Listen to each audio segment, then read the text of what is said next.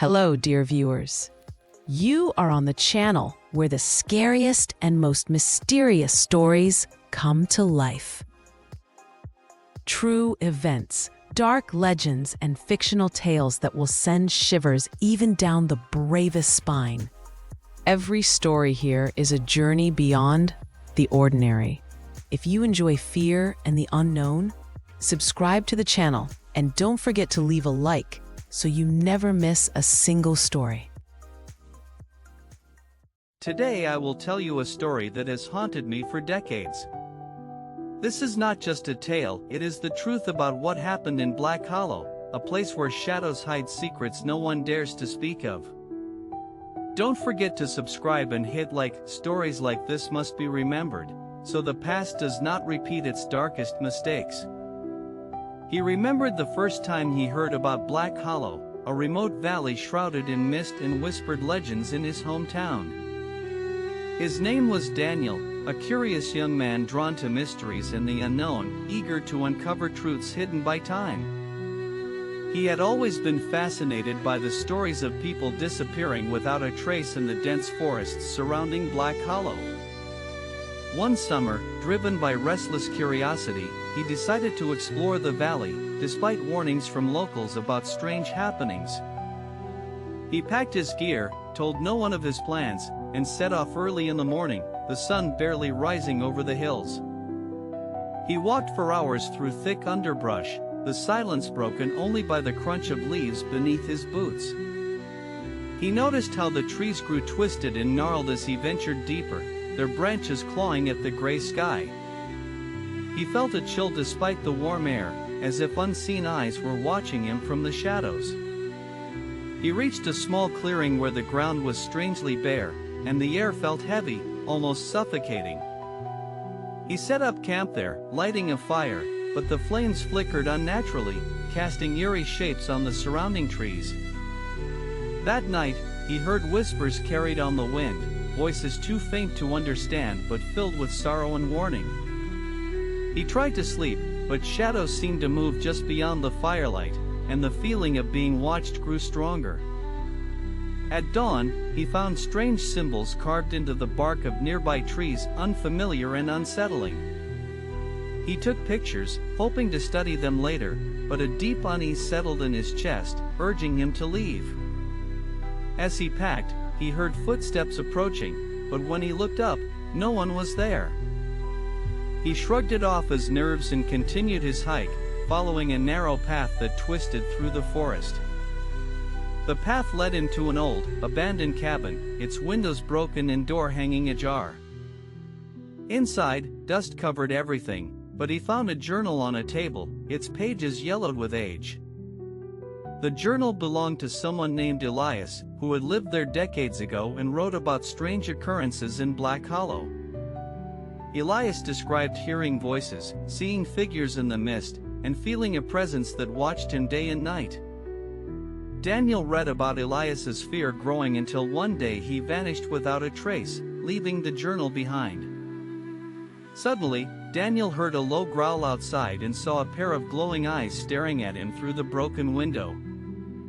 He froze, heart pounding, then grabbed his backpack and ran out, not daring to look back. The forest seemed to close in around him as he fled, branches scratching his face and clothes. He reached the clearing again, but the symbols on the trees now glowed faintly, pulsing with an unnatural light. He felt a cold hand brush his shoulder, but when he spun around, no one was there. Panic surged through him, and he sprinted toward where he thought the trail began, but the forest had changed.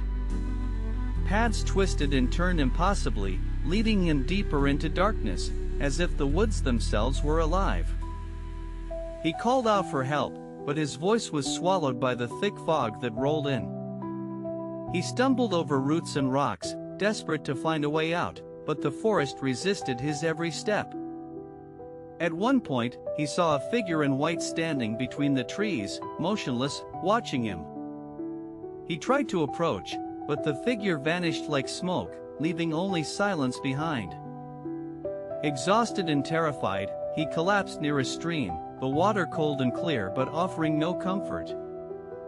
He heard whispers again, this time clearer, voices pleading, warning, crying for release. He realized these were the lost souls of Black Hollow, trapped by some ancient curse or tragedy. He vowed to escape and tell their story, to warn others not to enter the valley. As night fell, the forest grew colder, and strange lights flickered among the trees like will-o'-the-wisps.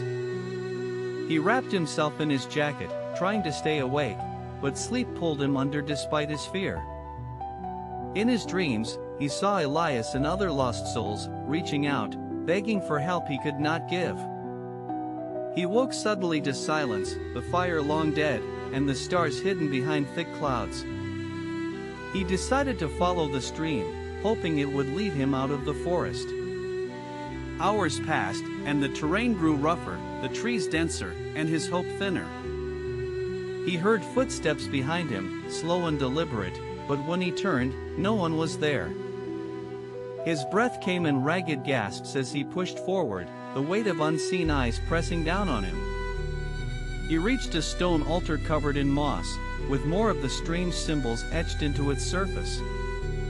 He felt a surge of energy from the altar, a pull that both terrified and fascinated him. He knew he had to leave, but something held him there, whispering promises of answers and secrets. Suddenly, the ground trembled, and a low rumble echoed through the valley, shaking the trees. He ran blindly as the forest seemed to shift and change around him, paths disappearing and reappearing.